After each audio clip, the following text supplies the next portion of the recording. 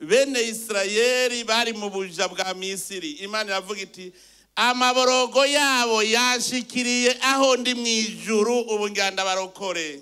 No mu Burundi Imana yararavye iraraba amabi yahakorerwa, iraraba abarundi ubwicanyi buhari, iravuga iti abarundi ntegerezwa kubarokora. N'ikimenyamenya nuko abo barundi yatoye baje imbere y'abandi batanguriye ku civugo yuko Imana tuyaha ikibanza ca mbere. Vyaciye bigenda neza.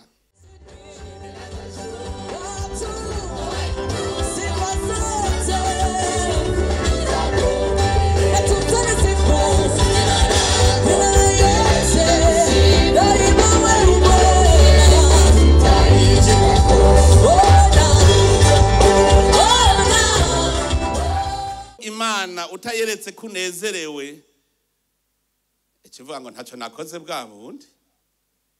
Nico ituma rero igihe cyo kwerekana akanyamuneza. Numva fisa akanyamuneza mu mutima wanje kuko natewe iteka Imana yanje. Iyo Mana muremyi wacu nirukundo yemwe ikirikirikongwe abantu bose yo yatanze umwana wayo aritanga ngo dukire twari dukwiye gupfa none era turi bazima. Ndashima cyane ko ibimenyetso bitanguye kuboneka aho tugira urunani twese. Uru runani ntituze turekura iciza twafashe. Ntihagira abantu rero baguma mu mwidodombo.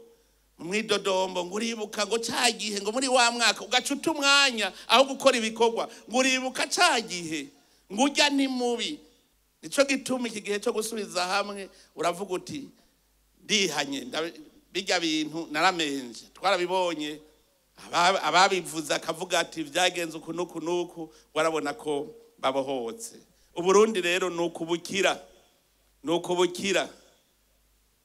nitwaba twari dufise amagorwa muri kahise tumenye ko yakoze biriya nawe yagiye no biracakora.